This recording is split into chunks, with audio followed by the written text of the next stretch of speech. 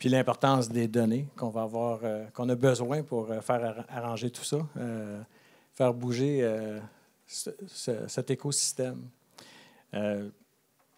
Merci d'être là. Ça fait plaisir de vous avoir avec nous autres. Je vais partir mon compteur parce qu'on va manquer de temps sans ça. Michel, je vais commencer par toi. Il faut allumer le micro.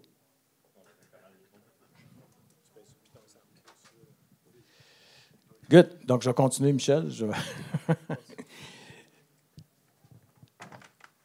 On parle de technologies émergentes et de connectivité. Ça a-tu marché? Oui, good. Comment les technologies numériques, les infrastructures intelligentes transforment-elles la gestion de la flotte et des réseaux de transport urbains ou logistiques? Merci, merci. 1, 2, 1, 2, vous m'entendez? Oui. Moi, j'ai bien aimé tantôt à la conférence le gradually, suddenly. Ça me rappelait l'histoire de la grenouille qui est dans le bassin, dans l'eau chaude. Ça me rappelait ça. J'ai trouvé ça pétillant. Bien, je pense que dans la gestion des flottes, il y a des éléments qui sont vraiment déterminants. La gestion d'une flotte peut être, de tous les types de propulsion peut être optimisée. Mais le défi de l'optimisation est encore plus grand avec les flottes électriques. Il est absolument nécessaire. Les éléments de télémétrie sont obligatoires. Moi, au réseau de transport, moi, je suis l'ancien directeur général du réseau de transport de Longueuil. Puis on a mis en place, entre autres, des midibus électriques. Une flotte de midibus électriques, c'est des 30 pieds BYD qu'on a mis en place. Puis ça a été tout un défi de télémétrie, de connaître qu'est-ce qui se passe avec nos véhicules, leur véritable niveau d'autonomie, de les tester continuellement, comment sont les variations saisonnières, comment ils se comportent dans les garages, les temps de recharge. Tout ça, ça devient quelque chose que nos autobus conventionnels, on n'avait pas besoin. C'est sûr qu'il faut toujours optimiser, mais avec l'électrification, c'est un must. C'est absolument nécessaire, cette dimension-là de connaissance, de télémétrie. Puis ça amène des quantités de données hallucinantes. Hallucinantes. Puis là, il y a un défi. Il y a un défi de gestion de la data, de formation professionnelle, d'avoir des gens qui sont compétents pour faire ça, d'avoir les logiciels, etc. Je n'ai pas besoin de tout vous nommer, là, vous le savez.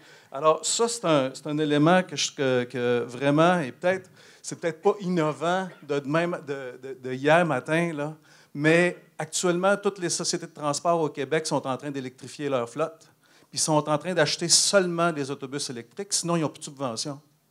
Fait qu'ils achètent seulement des autobus électriques. Puis à 1,2 million d'autobus, les sociétés de transport au Québec qui sont financées par les villes n'ont pas les moyens d'acheter des autobus qui ne sont pas subventionnés.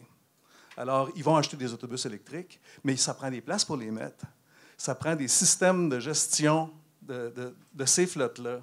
Et ça, c'est un gros, gros défi. Gros défi. Les véhicules, l'autonomie, la technologie des véhicules électriques, je pense qu'elle est de plus en plus mature, de plus en plus connue. Il y a de plus en plus de compagnies qui en font. On a Novabus, on a plusieurs compagnies nord-américaines qui en font, de plus en plus de compagnies européennes. Je pense que la technologie, elle est de plus en plus robuste. Le gros défi, c'est la recharge, c'est la gestion des flottes, c'est les éléments d'information que je vous disais tantôt. Puis ça, on le sous-estime complètement. Les prochains défis des prochaines années, ça va être ça. Puis vous allez le vivre, là. Vous allez le voir, là, toutes les sociétés de transport sont dans cette situation-là. Puis là, je ne parle pas des flottes de véhicules privés.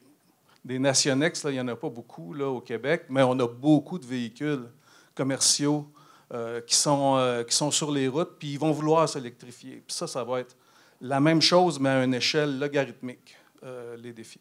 Là, j'ai parlé beaucoup. Non, tu peux y aller encore, il n'y a pas de problème. Voilà, c'est des éléments que je voulais porter. Un des mandats qu'on a réalisé dans la dernière année était d'électrifier une partie de la flotte pour Énergie atomique Canada, en Ontario. Et un des gros challenges qu'on avait, c'est que en Ontario, les différents centrales électriques sont dans le nord de l'Ontario, puis il fallait descendre les wastes dans le sud de l'Ontario. Le camion ne se fait pas, il ne le fait pas. Fait que là, il fallait trouver des points de station pour... et optimiser le réseau, comme tu en as très bien parlé. Et la donnée devenait d'autant plus importante parce qu'il fallait voir le point de failure des camions. Puis dans le nord, il fait froid. toute cette complexité-là était à gérer. Donc, c'était intéressant. Catherine, de ton côté, Nationex s'engage c'est même une mission pour votre entreprise d'électrifier la flotte. Je les vois passer en avant de mon bureau à tous les jours. Je trouve ça merveilleux. Je trouve ça innovateur. Puis je te remercie de contribuer à l'évolution de tout ça. Mais vous êtes engagé de réduire votre empreinte carbone en intégrant des solutions de transport électrique et intelligent. C'est quoi vos défis? Qu'est-ce que vous avez rencontré comme obstacle, comme défi, comme challenge que vous êtes en train de régler, j'imagine? Pas tout à fait encore. Mais oui, vraiment beaucoup de défis. Puis j'abonde sur ce que Michel disait. On aura, dans les prochaines années, une panoplie de véhicules qui devront se charger, qui devront être mutualisés. Tantôt, on parlait de mutualisation, Francis, quand il parlait de ça. Comment on est capable de venir travailler tout le monde ensemble? Parce que pour moi, c'est le plus grand défi. C'est qu'on a beau avoir tous les camions, puis on a beau avoir toutes les ambitions de la Terre, mais ce qu'il va falloir faire, c'est s'assurer que ces camions-là sont chargés, qui sont chargés à des endroits qui sont communs, parce que là, nous, étant Nationex, on a peut-être aujourd'hui à une centaine de véhicules électriques, mais c'est essentiellement des véhicules comme vos véhicules. Donc, c'est essentiellement des véhicules qui sont faciles à charger, qui se chargent facilement, puis on peut mettre une borne chez nous, chez vous, dans nos organisations. Mais quand on va venir à parler qu'on va venir ajouter les autobus là-dedans, puis le transport lourd, puis les tracteurs, puis tout ça, et là, on parle de toute une autre complètement quelque chose d'autre. Et ça demande tellement beaucoup d'investissement. Fait que, si, mettons, je parle juste en argent, tu sais, tantôt, on avait la courbe là, entre... comment tu as appelé ça, Francis? Là, le dilemme de l'innovateur, je m'excuse. Mais c'est exactement là qu'on est, nous, parce qu'on a pris comme un step en se disant, bien, on veut changer l'industrie, on veut participer à verdir notre industrie. Puis on pense aussi qu'il y a des opportunités d'affaires là-dedans. On le fait pas... Il y a deux aspects à ça. C'est effectivement la partie économique, mais il y a la partie environnementale. Mais si on veut être capable de venir à bout de combler ce déficit-là, il va falloir qu'on travaille plus, tout le monde ensemble. Chez nous, on a, oui, nos véhicules, comme je disais tantôt, les véhicules de livraison qui sont des petits camions, mais les tracteurs, on est en train de tester un corridor Montréal-Québec. Mais ça, on le fait en collaboration avec Propulsion. Je pense que vous en avez parlé tantôt, gouvernement du Québec. Et l'objectif de ça, c'est de partager l'information. Donc là, on envoie l'information puis tout le data dans des universités qui, elles, vont venir partager avec l'industrie. C'est quoi l'impact c'est quoi l'impact du poids? C'est quoi l'impact de la météo? C'est quoi l'impact? Parce qu'en ce moment, c'est zéro rentable pour nous de faire ça. Puis la raison est simple. J'avais un camion qui partait, qui faisait Montréal-Québec, puis qui revenait à la maison. Puis le deuxième repartait Montréal-Québec, revenait à la maison. Là, j'ai un camion qui part Montréal-Québec. Il doit s'arrêter entre les deux chargés. Donc, je paye un chauffeur pour qu'il s'arrête de charger. Rendu là-bas, il n'est pas tout à fait plein. Il faut qu'il recharge. Je n'ai pas le temps d'attendre parce que le transport, ceux qui sont dans le transport, vous le savez, à un moment donné, il faut fermer les portes. Puis, il y a des connexions qui doivent se faire. En ce moment, ce n'est pas rentable de le faire, mais il faut tenter les choses, puis il faut se faire aider. C'est là que le gouvernement, pour moi, devient un acteur super important.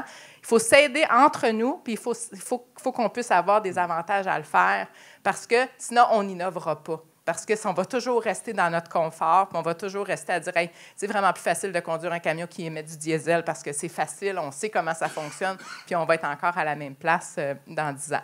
Fait que moi, je crois beaucoup en l'innovation, mais je pense qu'il faut davantage qu'on puisse s'épauler pour faire avancer tout ça. Juste un petit complément. Oui, vas-y. Je veux juste rouler sur quelque chose que tu viens de dire, puis je trouve intéressant. Dans le cadre des autobus urbains, le taux de remplacement, il n'est pas clair encore, là, mais c'est entre 1,1 et 1,2. Alors, ça prend 1,2 bus électriques pour remplacer un bus diesel.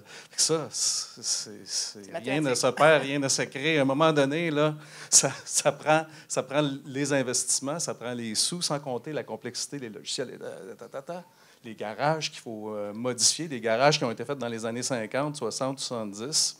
Puis là, maintenant, tu es obligé d'avoir des normes en cas de feu, puis plein de défis. Là. Mais le taux de remplacement des véhicules, les véhicules sont plus chers, puis il s'en prend plus.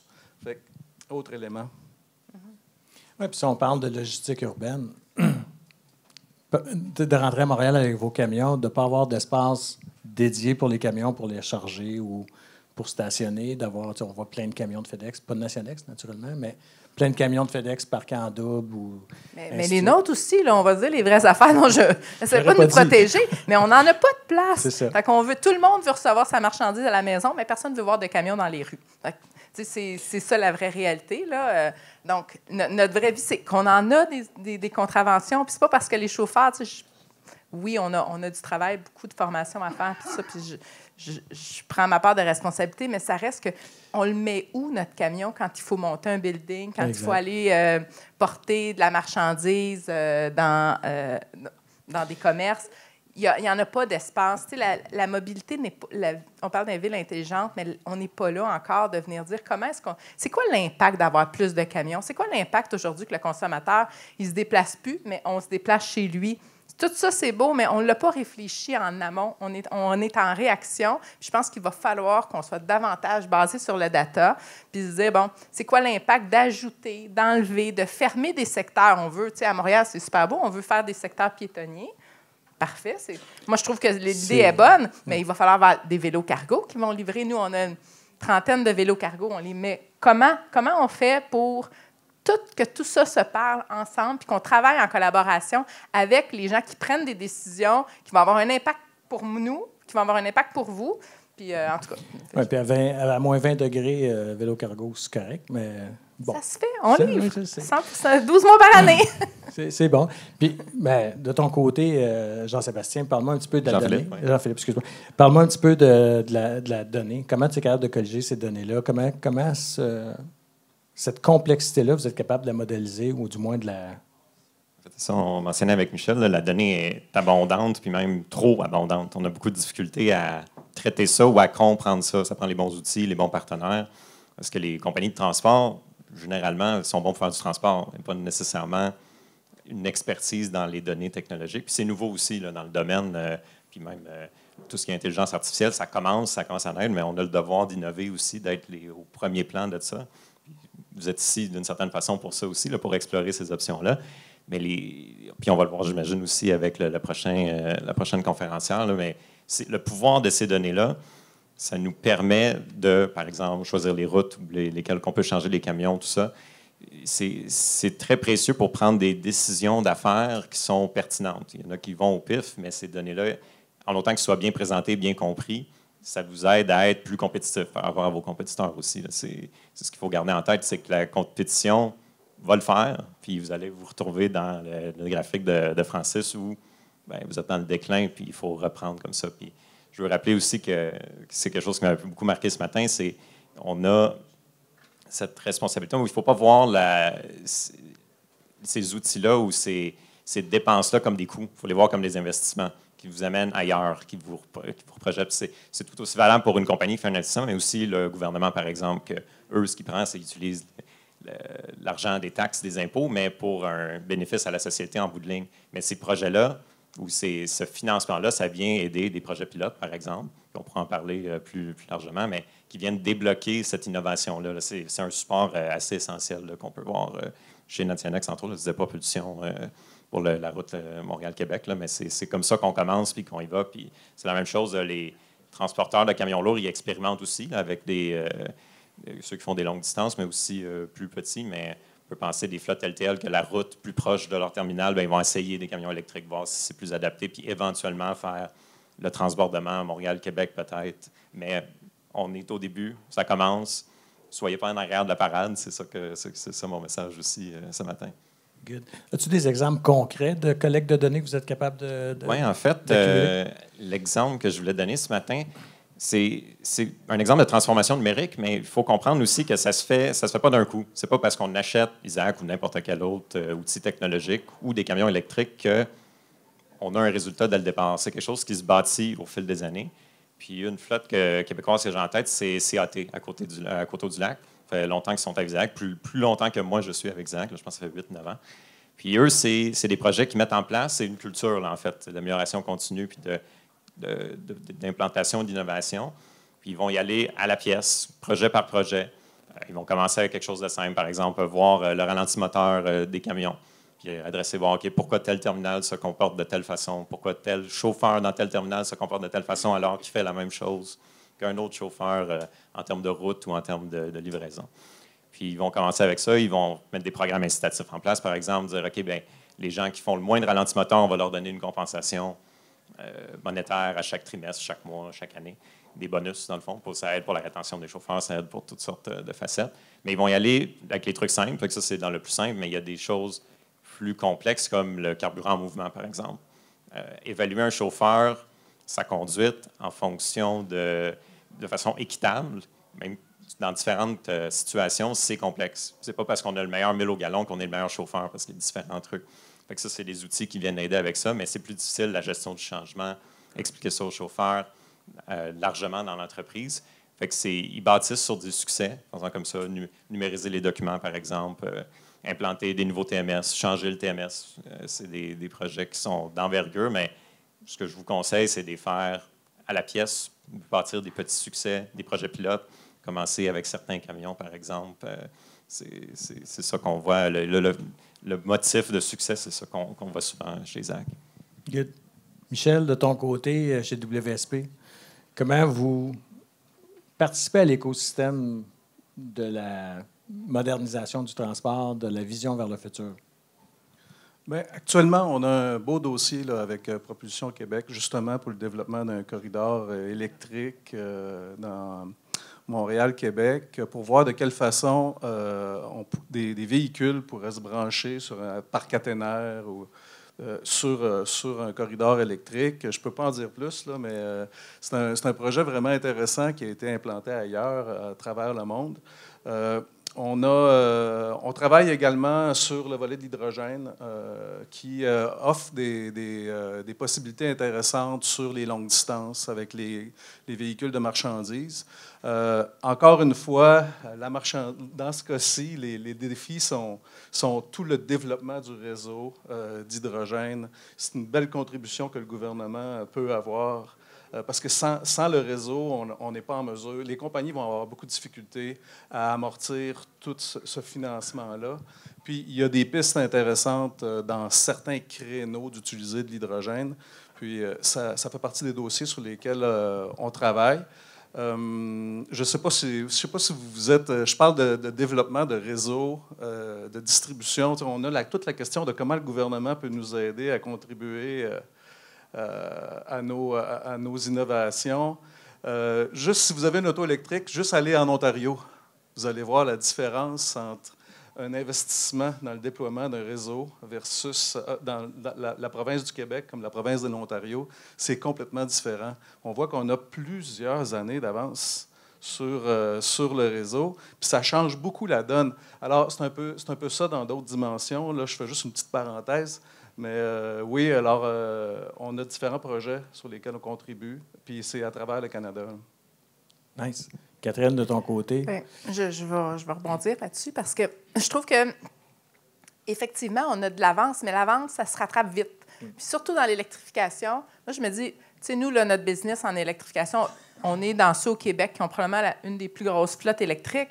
Mais ça va prendre 2 minutes avant que les autres nous rattrapent. C'est pas compliqué d'acheter des véhicules électriques. Ce qu'il faut faire, il faut aller plus loin encore, puis il faut réfléchir une coche de plus pour venir se dire, ensemble, collectivement, comment est-ce qu'on peut venir améliorer notre système complet? Parce que là, on parle toujours de se recharger dans un système qui se recharge à la conventionnelle. Bien, le conventionnel, je comprends que c'est assez récent, mais ça reste quand même conventionnel de brancher ton...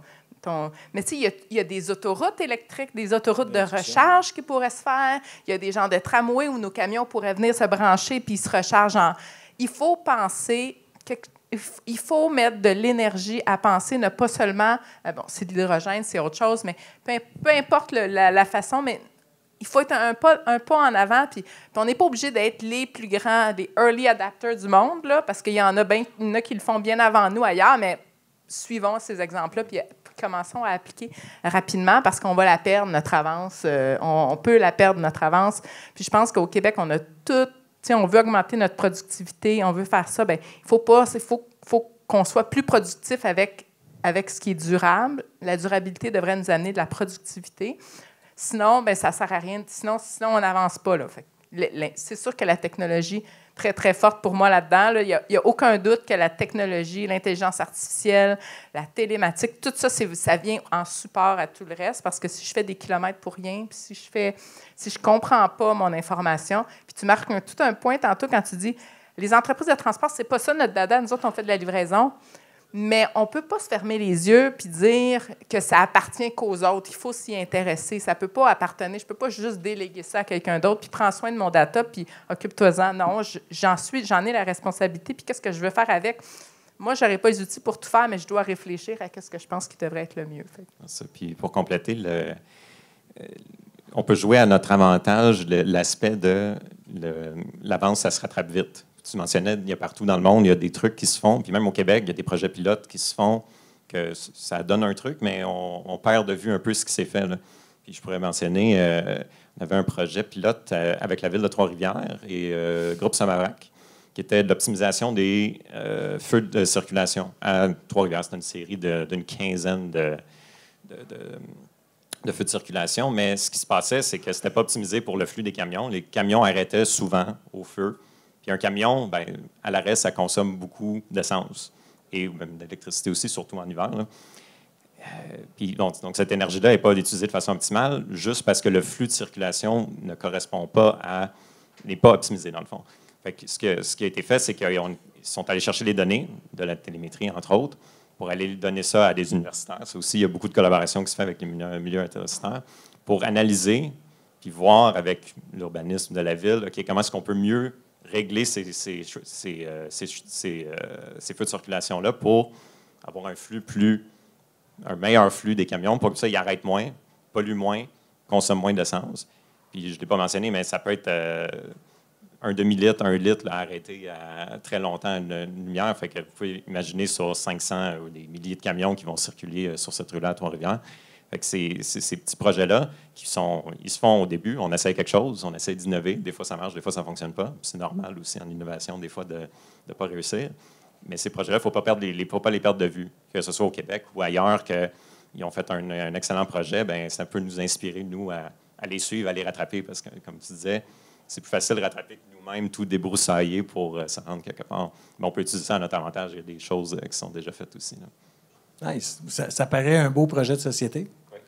Je pense qu'il faut qu'on soit capable de ramener le côté des années 60, quand on a développé tous les réseaux électriques. Ce serait temps de remettre ça à jour dans nos choses. Mais je vois qu'on parle pas mal d'un modèle qui est que, mettons, pour Nationex, pour autres transporteurs, mais comment on échange la donnée globale? Je parlais de logistique urbaine tantôt. Si j'ai un endroit où on peut stationner le camion, il ne faut pas que tous les camions arrivent en même temps. Donc, il faut coordonner un petit peu ce flow-là et échanger ces données-là. De ton côté, comment tu vois, Jean-Philippe, la possibilité d'échanger ces données-là, puis peut-être Catherine par après, sur qu'est-ce que je suis prêt à donner à mon compétiteur comme données pour optimiser mon flow et en même temps utiliser un petit peu le réseau à son maximum. C'est un petit peu particulier, surtout chez Isaac, parce que la donnée appartient au client. On a un modèle d'affaires un peu particulier comparativement à d'autres. Là, c'est qu'on la donnée n'est pas à Isaac, on ne la partage pas. Elle reste, puis là, il y a l'enjeu de compétitivité. Il y a des gens qui ne veulent pas se partager. Ils font la même affaire dans le même secteur, ils ne veulent absolument pas qu'il y ait quoi que ce soit qui se communique entre les deux. Il y a un mécanisme, je pourrais donner un exemple de mécanisme qui est américain, mais il y a beaucoup de flottes québécoises qui participent à ça. Puis en fait, c'est un mécanisme nous-mêmes qu'on a mis en place, c'est qu'on a un système de partage avec le American Trucking Research Institute aux États-Unis.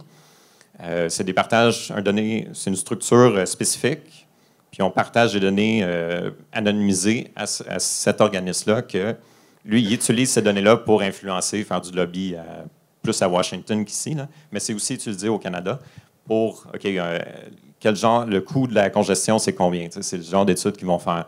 Que l'industrie du camionnage se comporte comment de façon très macro pour que les États puissent avoir des bonnes politiques puis prendre des décisions aussi sur les données, pas juste au niveau, ça ne sert pas juste au niveau de la flotte en tant que telle, ça sert aussi plus large que ça. C'est sur ça qu'on se base pour ensuite faire des politiques de développement durable ou autre. Mais il y a ce mécanisme-là, par exemple, c'en est un. Mais il faut faire l'effort de se concerter et avoir la permission de notre côté. Fait que le client donne sa permission spécifiquement pour ce projet-là. Mais ça se fait, là, dans le fond. Il y a des exemples de ça. Puis ça peut très bien se faire avec le gouvernement du Québec ou mettons, Propulsion Québec aussi. Là. Le partage peut se faire de façon anonyme puis regrouper ça. Comme ça, on adresse un peu le risque ou la conséquence de « OK, mais je ne veux pas que mon compétiteur le voit directement non plus », mais on peut pooler les données de cette façon-là. Là. Fait que ça se fait déjà. Catherine, de ton côté, comment tu es prête à y donner des informations? Ou, en tout cas, il y a des informations dans nos propres organisations qui nous appartiennent, puis je pense que c'est important de le dire. Mais je pense qu'à partir du moment où on va chercher peut-être une subvention qui vient du gouvernement, puis là, je me tire peut-être dans le pied, mais je pense qu'on a un devoir quand même de partage. Parce qu'on va chercher des subventions pour... C'est pas normal qu'il y ait une subvention qui soit donnée à... Puis dans le transport ou dans n'importe quoi, 1, 2, 3, 4, la même chose. On va faire le même projet 10 fois, alors qu'une fois qu'il est fait, théoriquement, anonymisé. C'est sûr que je ne veux pas donner les noms de mes clients, puis je ne veux pas faire ça, mais il y a quand même façon de venir dire, bien, je partage, je fais quelque chose de plus grand que mon organisation. Puis si on ne pense pas tous de même, bien, on ne va pas grandir comme société, je pense. En tout cas, je crois quand même beaucoup qu'il va falloir miser sur le partage de notre data. Puis si on veut faire des villes intelligentes, bien, il va falloir que je sache quand est-ce que les citoyens se déplacent de leur maison, quand est-ce qu'ils prennent leur véhicule, quand est-ce que le déneigeur va rentrer, quand est-ce que le livreur va arriver. Tout ça, il va falloir que ça devienne quelque chose qu'on va voir en proactivité, pas en réactivité. Fait que là, un smart grid, mais de mobilité. Exact. Ça ne veut pas dire que tu connais mes secrets commerciaux. Là. Ça veut juste dire que on est capable, peut-être dans une société où on veut diminuer notre empreinte écologique, puis augmenter notre productivité, de dire qu'on va être capable de venir partager une partie de ça. En fait, je pense qu'il y a du travail d'équipe qui peut être fait, même si on veut garder nos secrets d'État. Là. Puis je veux garder mes secrets d'État, comprenez-moi bien, mais je pense qu'il y a une partie que je pense qu'on pourrait s'aider mutuellement. Puis un des critères de qualité de données, c'est d'en avoir beaucoup. Fait que quand on est tout seul de son côté, les analyses qu'on peut avoir ou l'entraînement de modèles d'intelligence artificielle, par exemple, ça va être moins bon. Mais à se mettre ensemble, ça nous aide collectivement à être plus compétitif. Ça peut se faire à un niveau plus local, mais c'est un des critères de qualité. On va le voir dans les ateliers aujourd'hui. Je pense que ça pourrait être un beau mandat d'un organisme gouvernemental, mais il faut faire attention. Il ne faut pas que ce soit un OBNL qui risque de mourir 3 ans après, puis que là, on risque d'avoir des enjeux de confidentialité majeurs, comme on a vu dans d'autres dossiers. Là. Mais ça pourrait être un beau mandat de rendre la donnée neutre. Je peux vous dire qu'en transport en commun, c'est une pratique qui est utilisée depuis longtemps, mais on n'est pas en compétition en transport en commun. On est un peu toute une fraternité. Puis il y a beaucoup d'échanges d'informations très détaillés sur les opérations. Puis ça permet de challenger plein de trucs. C'est uniformisé. Puis même là encore, on les rend confidentiels. Tu ne peux pas savoir c'est quelle société de transport qui a telle donnée. Mais au moins, il y a un organisme qui collige l'information, qui la rend standardisée. Puis dans nos projets chez WSP Canada, on réalise souvent que le gros problème qu'on a, c'est la data. On ne l'a pas. On l'a pas, la data. Elle n'existe pas. Elle est parcellaire. Puis c'est plate à dire, mais un des gros enjeux technologiques qu'on a, c'est le traitement de la donnée. Puis je sais que c'est pas récent, là, c'est pas de l'innovation pure, mais c'est ça qu'on a besoin. La donnée est toujours le bon. À la fin de la journée, on va se souvenir qu'on est dans le transport. C'est super traditionnel, notre milieu. Là. Fait qu'on a encore un répartiteur qui regarde t'as beau lui donner les meilleurs outils de la Terre. S'il n'est pas capable, il y a une gestion du changement. Ben oui, vraiment. Puis c'est pas parce qu'ils ne veulent pas changer. Moi, je pense que les gens, ils veulent bien. Mais c'est compliqué, là. C'est vraiment compliqué. Quelqu'un qui a toujours fait ça avec ses fichiers Excel, j'exagère les fichiers Excel, mais presque, il regarde ses datas. Il est content d'appeler son chauffeur, tu changes de place. Tout ça, ça devrait se faire avec l'AI aujourd'hui. L'humain ne devrait plus prendre de décision. On devrait savoir qu'on va être en retard à telle place. On appelle le client automatique. Tout ça, ça devrait être ça se fait. De façon... Ça se fait. Mais oui, ça se fait. Oui, ça se fait, mais le problème, c'est l'humain derrière, là, que ça fait 40 ans qu'il fait sa bébelle, qui lui dit « Mais non, c'est moi qui gère mon chauffeur. » Puis là, en tout cas, bref. Ça, c'est un autre, challenge en soi. Oui, là, mais c'est un frein à l'adoption des technologies. Puis moi, je le trouve... Alors, moi, c'est parce que moi, je l'ai donné, mais le défi le plus grand pour moi, c'est la gestion du changement quand on accompagne des clients. Là. C'est, OK, on veut mettre un programme en place, par exemple, pour réduire la consommation de carburant. Fait qu'on va aller voir les chauffeurs, on va leur dire, OK, écoute, le coach sur la tablette, l'exact coach, qui est un indicateur qui dit si tu es trop agressif avec l'accélérateur. Puis juste gérer ce changement-là, bien le présenter, puis l'amener. Puis bien comprendre, c'est plus difficile que la technologie en soi aussi. Puis c'est vrai, quand on change de TMS, par exemple, toutes les procédures, tout ça, puis les gens sont réticents au changement. Puis c'est vrai que le transport est un domaine plus conservateur. C'est les cow-boys d'aujourd'hui. Hein, ils embarquent dans un camion parce qu'ils ne veulent pas se faire acheler. C'est ça. Mais il y en a qui innovent. Ça, il y en a qui performent bien. Good. Si on avait à se projeter dans le temps, dans 2030, admettons, 2040, ça s'en va où, tout ça? Qu'est-ce que vous allez prioriser en premier? Peut-être, Catherine, de ton côté. Pour moi, là, tout ce qui est conduite de véhicules autonomes, moi, je fais de la livraison. Là, fait que, mettons, quand je suis dans mon industrie, là, conduite autonome, là, on est bloqué là, en ce moment, là, ce qui va nous bloquer, c'est toute la législation. Parce que ça existe. Là, il y a des taxis qui se promènent à Vegas, ils te ramassent puis ils t'amènent quelque part. Là, pourquoi pas le colis? Même chose avec les drones. Il va falloir qu'on fasse des tests. Il va falloir qu'ils nous permettent de prendre des régions puis de dire on fait des tests.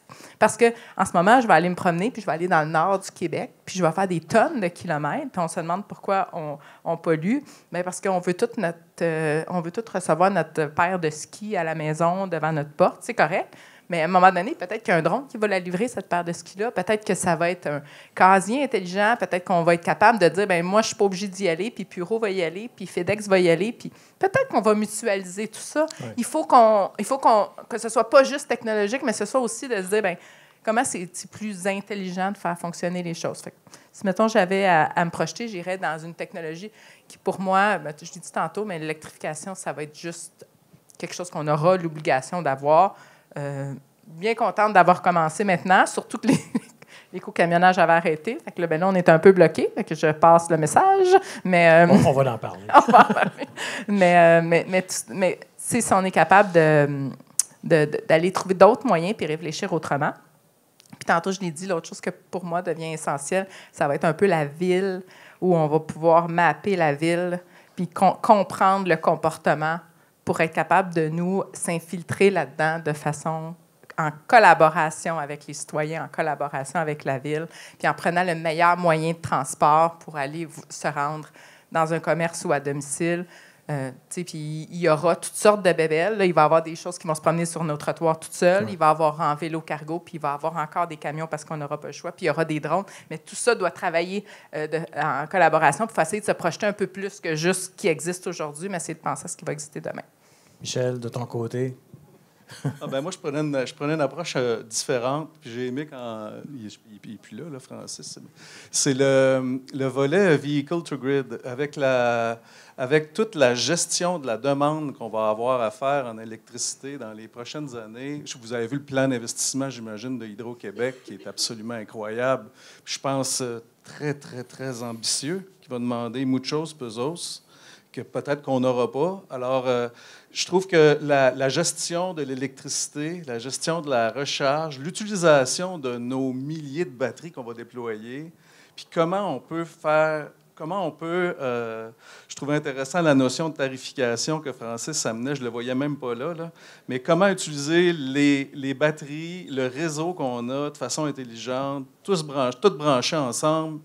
Je trouve qu'il y a vraiment une révolution à faire, puis ça va passer par plusieurs grandes transformations, mais c'est vraiment intéressant ce qui va arriver dans les prochaines années. Là-dessus, on n'aura pas le choix. On n'aura pas le choix.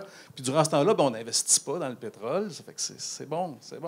Mais un des points, par contre, qu'il ne faut pas négliger, il n'y aura pas assez de capacité de production de batteries pour répondre à tout le besoin qu'on va avoir dans les 20-30 prochaines années. Et ça va être un frein.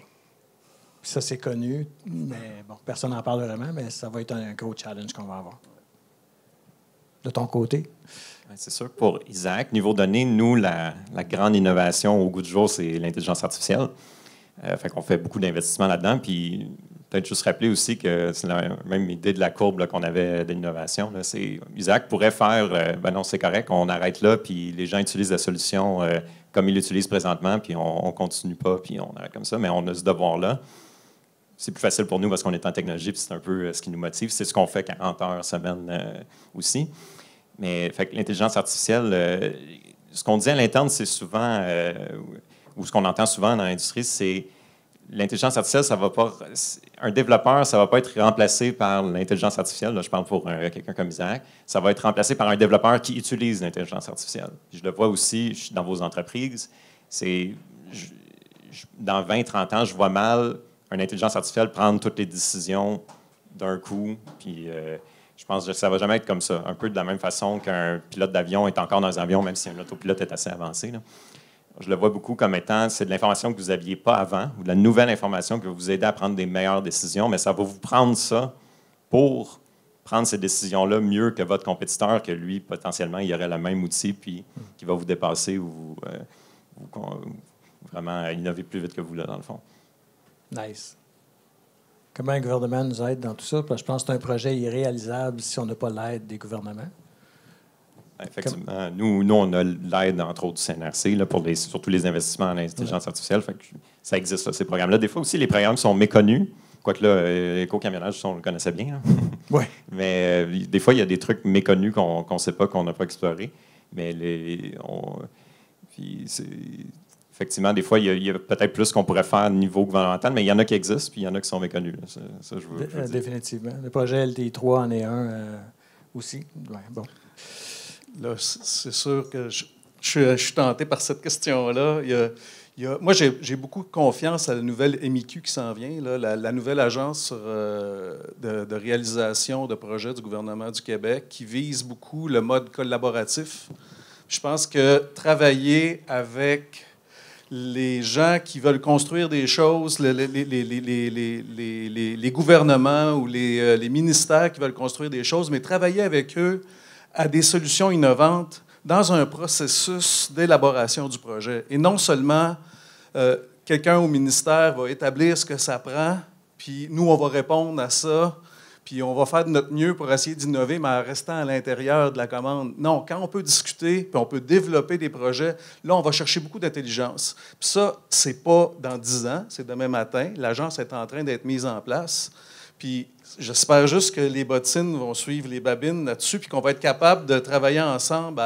Puis j'ai confiance que c'est vers ça qu'on va aller, puis le gouvernement actuel s'en va vers là. On se le souhaite en tant que société. Ça va nous permettre d'avancer. Je finirais juste avec, je pense qu'il va falloir, on n'a pas le temps, comme entrepreneur, de s'occuper de ça. On le sait que c'est important, mais il faut qu'on se fasse faciliter la vie. T'sais, pour vrai, nous, là, chez nous, on met beaucoup d'énergie en intelligence artificielle. On essaie vraiment de comprendre notre data.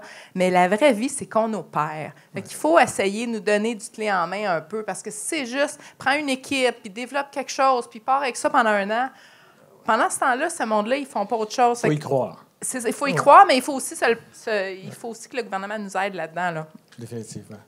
Good. Merci beaucoup. On va passer à la période de questions. Benoît m'a interrompu. Il y en a-tu qui ont des questions? Ça veut dire que vous avez fait un bon travail, messieurs, mesdames. Merci beaucoup. Merci. Je retiens 2 choses. Collaboration, partage. C'est les plus gros défis qu'on a.